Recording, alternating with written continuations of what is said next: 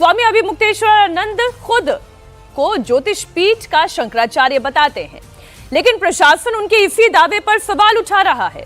मेला प्रशासन ने स्वामी जी को नोटिस दिया और पूछा कि ज्योतिष पीठ के शंकराचार्य का मामला तो सुप्रीम कोर्ट में है, फिर अभिमुक्तेश्वरानंद खुद को शंकराचार्य कैसे बता रहे हैं। इस पर स्वामी अभिमुक्तेश्वरानंद ने भी प्रशासन को लीगल नोटिस भेज दिया और 24 घंटे के अंदर नोटिस वापस लेने के लिए कहा, और अगर ऐसा नहीं होता है तो मानहानि का दावा करेंगे। अभिमुक्तेश्वरानंद ने कहा कि सुप्रीम कोर्ट ने शंकराचार्य लिखने पर रोक नहीं लगाई है, उनका पट्टाभिषेक भी कोर्ट के ऑर्डर से पहले ही हो चुका है। अभिमुक्तेश्वरानंद प्रयागराज प्रशासन से नाराज हैं, पहले अधिकारियों से भिड़े, फिर बिना स्नान किए लौट गए और अपने शिविर के बाहर ही वो धरने पर बैठे रहे। अब प्रशासन का नोटिस मिला तो और भड़के। उन्होंने कहा कि शंकराचार्य हैं या नहीं, ये पूछने वाला प्रशासन कौन होता है। इसी सवाल पर विपक्ष भी सरकार पर हमलावर है। अखिलेश यादव से लेकर तमाम अन्य नेता लगातार प्रशासन पर, प्रशासन के बहाने सरकार पर, सरकार के बहाने उत्तर प्रदेश के मुख्यमंत्री योगी आदित्यनाथ पर सवाल उठा रहे हैं। माघ मेला प्राधिकरण ने स्वामी अभिमुक्तेश्वरानंद के शंकराचार्य होने पर सवाल उठाते हुए पूछा कि सुप्रीम कोर्ट की रोक के बावजूद नाम के आगे शंकराचार्य क्यों लगाया। स्वामी अभिमुक्तेश्वरानंद के काउंटर नोटिस में फिर यह कहा गया कि कोर्ट ने ज्योतिष पीठ का शंकराचार्य लिखने पर रोक नहीं लगाई है। मेला प्राधिकरण ने पूछा कि स्वामी अभिमुक्तेश्वरानंद का पट्टाभिषेक कब हुआ, तो फिर काउंटर नोटिस में यह भी कहा गया कि सुप्रीम कोर्ट में सुनवाई से पहले ही पट्टाभिषेक हो चुका है। मेला प्राधिकरण ने 24 घंटे में नोटिस का जवाब देने के लिए कहा था। काउंटर नोटिस में यह कहा गया कि 24 घंटे में अगर मेला प्रशासन ने नोटिस वापस नहीं लिया तो कंटेम्प्ट ऑफ कोर्ट और शंकराचार्य परंपरा और स्वामी जी की छवि धूमिल करने के लिए कानूनी कार्रवाई की जाएगी। आप सबसे पहले बयान सुने, फिर करते हैं चर्चा। शंकराचार्य वो है जिसको बाकी 3 पीठ के शंकराचार्य कहें कि शंकराचार्य है, तो बाकी 3 पीठ में से 2 पीठ के शंकराचार्य हमको शंकराचार्य कहते हैं। पिछले माघ मेले में हमको साथ लेकर के स्नान कर चुके हैं।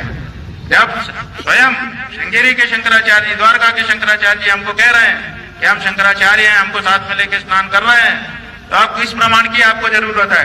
ये प्रशासन तय करेगा कि हम शंकराचार्य हैं कि नहीं है। उत्तर प्रदेश का मुख्यमंत्री तय करेगा कि भारत का राष्ट्रपति तय करेगा? भारत के राष्ट्रपति को भी अधिकार नहीं है कि वो तय करे कि कौन शंकराचार्य है। शंकराचार्य का निर्णय शंकराचार्य करते हैं। पुरी के शंकराचार्य जी ने हमारे बारे में कुछ नहीं कहा है। उन्होंने न तो कहा कि ये नहीं है और उन्होंने न तो कहा कि ये है, वो साइलेंट है। तो 2 शंकराचार्यों का प्रत्यक्ष लिखित व्यवहारिक समर्थन और तीसरे पीठ के शंकराचार्य की मौन स्वीकृति हमारे साथ है। और कौन शंकराचार्य है ज्योतिष पीठ का, बताइए। स्वामी जी, हम हैं ज्योतिष पीठ के शंकराचार्य, निर्विवाद रूप से हैं। शंकराचार्य का बयान आपने सुन लिया, लेकिन जो लगातार चर्चाएं चल रही है, जो वहां पर प्रशासन से, जो साधु संतों से, जो हमारे संवाददाताओं से मुझे इनपुट मिल पा रहा है, उस आधार पर अवधेश जी मेरा सवाल आपसे ये है कि ये जो कुंभ मेला होता है उसमें तो सभी लोग अपनी शाही सवारी के साथ स्नान के लिए जाते हैं, लेकिन ये कुंभ मेला नहीं है, ये माघ मेला है और इसमें शाही सवारी के साथ स्नान करने की कोई परंपरा नहीं है, पहली बात। दूसरी बात यह कि अन्य शंकराचार्य भी वहां पर मौजूद हैं, श्रृंगेरी पीठ के भी शंकराचार्य वहां पर है, लेकिन वो भी अपनी शाही सवारी के साथ स्नान करने के लिए नहीं गए। दूसरी बात। तीसरी बात ये जो प्रशासन कह रहा है कि भाई हमें पहले से इतला थी ही नहीं, सूचना थी नहीं कि आप यहाँ पर शाही सवारी के साथ स्नान करने के लिए आएंगे और फिर पूरे दल बल के साथ आप एकदम बैरिकेडिंग को तोड़ने पर आ जाते हैं। अगर कोई अनहोनी घटे तो हो जाए तो फिर किसकी जिम्मेदारी है? लापरवाही कहां से है? ये अड़ना भिड़ना क्यों है? देखिए, ये भारत के प्राचीन आध्यात्मिक परंपरा के एक ऐसी व्यवस्था है जिसमें धर्म के क्षेत्र के लोगों के ही टिप्पणी करना उचित रहता है। पहला, ये बहुत दुखद है, इस ढंग की स्थिति होनी नहीं चाहिए। हाँ, ये मेरे एक हृदय मेरा द्रवित हो गया पूरे वीडियो और घटना को देखकर। जहाँ तक अभिमुक्तेश्वरानंद जी का प्रश्न है, तो कई लोग ऐसे होते हैं जो हमारे समाज में ऐसे लोग रहे हैं। हमारे यहाँ ऋषि चारवाक खड़ा होकर ब्राह्मणों को गालियां देते थे, संपूर्ण वेदों को नकारते, किसी ने उनकी पिटाई नहीं की थी। ये मैं भारत की परंपरा बता रहा हूं और उनको हमने ऋषि चारवाक स्वीकार किया। महात्मा बुद्ध उसी श्रेणी के थे, संपूर्ण ग्रंथों की आलोचना कर दी उन्होंने।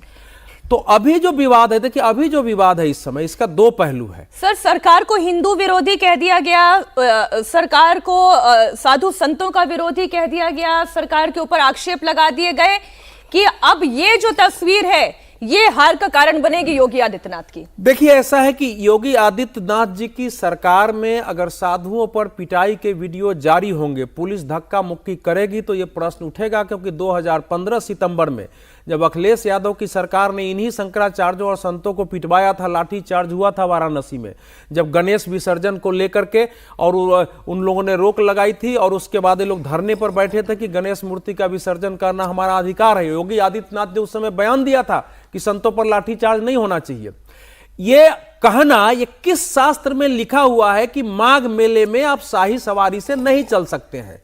ये कोई शास्त्रीय परंपरा नहीं, एक विधान के तहत है, कोई जाए न जाए। सामान्यतः आपको बता रहा हूं, आप शंकराचार्य जी को कार्यक्रम में भी बुलाएंगे तो अपना सिंहासन लेके ही आते हैं, गाड़ी पर लेके चलते हैं, उस कुर्सी पर लगा करके बैठते हैं। वो एक सामान्य परंपरा है।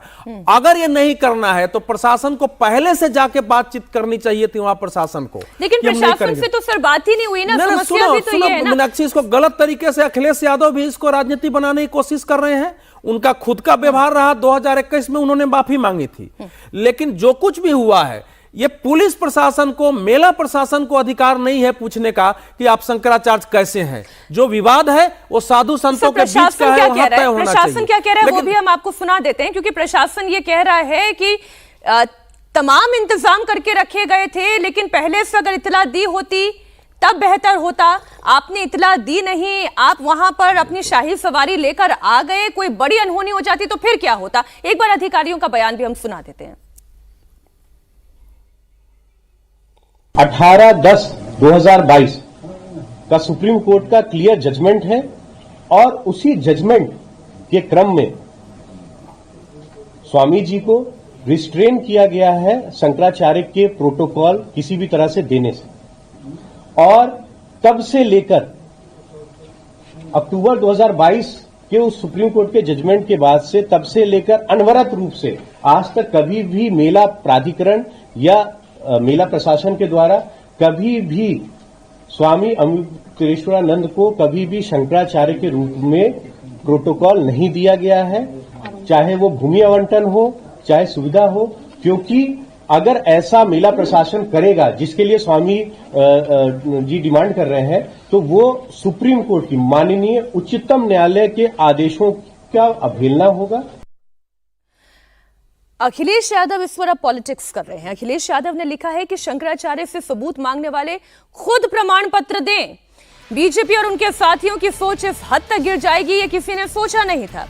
अखिलेश यादव ने लिखा कि बीजेपी सत्ता और धन के सिवा किसी की भी सगी नहीं है। समाजवादी पार्टी और कांग्रेस को माघ मेला विवाद पर सरकार को घेरने का मौका मिल गया। प्रशासन ने स्वामी अवधूतेश्वरानंद को नोटिस के बाद तो विपक्ष के सवाल और ज्यादा तीखे हो गए हैं। एक और बयान आपके सामने रखते हैं। ये ना समझिए है, प्रमाण मानने वाली सरकार नहीं है। समाज जिसको मानता है, समाज से बड़ा, जनता से बड़ा कोई नहीं है। तो जनता उनको जो शंकराचार्य मानती है, तो उनसे प्रमाण पत्र लेने की कोई आवश्यकता नहीं है। ये देश संतों महापुरुषों का देश है, और उन पर लाठी चार्ज करना भारतीय जनता पार्टी के लिए आने वाले दिनों में ये बहुत महंगा पड़ेगा। इसके पहले भी जब अभी महाकुंभ हुआ था, उसमें इनको स्थान दिया गया। ये जगत गुरु शंकराचार्य के नाम से उस जगह को अलॉट किया गया, आपने महाकुंभ में दिया ना, तो गलती तो आप कैसे किया फिर आपने? उस समय क्यों नहीं माना आपने? उस समय ये प्रश्न क्यों नहीं उठाया गया कि आप शंकराचार्य हैं कि नहीं? उस समय ये बात क्यों उठाया गया? और प्रशासन देगा, योगी जी बताएंगे कि वो शंकराचार्य हैं कि नहीं है। काशी के लोग योगी जी बताएंगे कि क्या वो शंकराचार्य है कि नहीं है। अजीत जी, मसला यही है कि राजनीति का एक बहुत अच्छा मौका इस वक्त अखिलेश यादव और अजय राय को हम सुन रहे थे, उनको मिल गया। नहीं, ये बहुत दुर्भाग्य की बात है। इस पर बिल्कुल राजनीति नहीं होनी चाहिए। और ये अवधेश जी बिल्कुल ठीक कह रहे थे कि कुंभ की जो परंपरा होती है, वो परंपरा सरकार थोड़े बनाएगी। जो शाही स्नान की परंपरा है वो भी किसी सरकार ने नहीं बनाया हुआ है। ये हमारे धर्मगुरु ही परंपरा बनाएंगे कि किस परंपरा स्नान करेंगे। तो अगर हमारे एक शंकराचार्य हैं जिन्होंने कहा कि 4 में से 2 शंकराचार्य उनको शंकराचार्य मानते हैं और तीसरे उन पर चुप हैं, तो ये फिर प्रशासन या जिले के वहाँ के कलेक्टर या कमिश्नर तय नहीं करेंगे कि वो शंकराचार्य हैं या नहीं है। एक तो पहली बात तो ये है जो पहले आपने बात शुरू की थी, लेकिन ये तमाम चीज़ें जो हो रही हैं ये उस घटना के बाद हो रही हैं जब उनकी पालकी रोकी गई, उनको स्नान करने जाने के लिए कहा गया कि आप पैदल उतर के जाइए।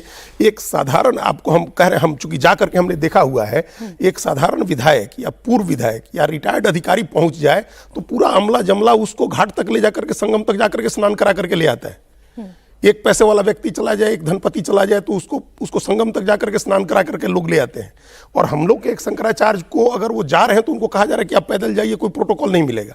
और जब इसके बाद उनके शिष्यों के साथ धक्का मुक्की हुई, मारपीट हुई, आपने वीडियो देखे होंगे कि किस तरह से भगवा पहनने वाले लोगों को गिरा गिरा करके पीटा गया। और उसके बाद ये अचानक तमाम चीजें निकल आई। रात में 3 बजे पुलिस उनको नोटिस देने पहुंच गई वहां उनके आश्रम में, और शंकराचार्य अनशन पर बैठे हुए हैं, अन्न जल त्यागा हुआ है वहां। तो पहली आपकी प्राथमिकता क्या होनी चाहिए? वो शंकराचार्य हैं या नहीं है, ये बात की बात है। मान लीजिए कि एक संत अगर आपके उस पवित्र स्नान के पवित्र मार्ग मेले के उसमें बैठा हुआ है, शंकराचार्य से मिलने के लिए अखिलेश यादव की क्रेडिबिलिटी नहीं है। अखिलेश यादव इस मामले में अथॉरिटी नहीं है कि वो बोलेंगे। और अवधेश प्रसाद वो अथॉरिटी नहीं है, हुए मंदिर में नहीं गए, ये सब की बात का थोड़े इन लोग का नहीं मतलब है। ये सब मतलब असली योगी आदित्यनाथ की सरकार है, नरेंद्र मोदी की सरकार है। एक लाइन कहना तो देखो, जो अभी मुक्तेश्वरानंद जो कुछ इस समय बोल रहे हैं वो संत के रूप में उनको शोभा नहीं देता है, हम लोग उसके पक्ष में नहीं है। लेकिन प्रधानमंत्री स्वयं गए थे अंबानी के बेटे के शादी में, संत के रूप में बहुत सारे लोग बोल रहे हैं जो शोभा नहीं देते हैं। बहुत सारे संत हैं जो एकदम बिना मतलब की बातें कर रहे हैं। करने दीजिए, मैं कह रहा हूं कि लेकिन हमने पहले ही कहा ना कि चारवाक भी ऐसे करते थे। हमारे यहाँ ये उनका अधिकार है बोलने का, वो बोल सकते हैं कोई कुछ भी। स्वयं प्रधानमंत्री जब गए थे उन्होंने कहा प्रणाम महाराज जी, और उन्होंने झुके और उन्होंने अपना माला निकाल के उनके गले पहना दिया। देखिए जो बात अजीत जी और अवधेश जी कह रहे हैं, पहली बात तो वाकई में जो हुआ है वो दुर्भाग्यपूर्ण है और इसमें कोई रास्ता निकाला जाना चाहिए और फिर असली नकली शंकराचार्य की कहानी तो चलेगी। लेकिन दूसरी बात ये भी बहुत बड़ा सच है कि अखिलेश यादव जो खुद संतों को पिटवाने के आरोप में अपनी सत्ता गंवा चुके हैं, अब वो किस मुंह से ये बात कह रहे हैं? खुद अवधेश जो राम मंदिर के रहते हुए, अवधेश प्रसाद जो राम मंदिर की भूमि के इर्द गिर्द रहते हुए राम मंदिर के दर्शन नहीं करते हैं, वो किस मुंह से धर्म की बात करते हैं? सांसद होते हुए सोचिए।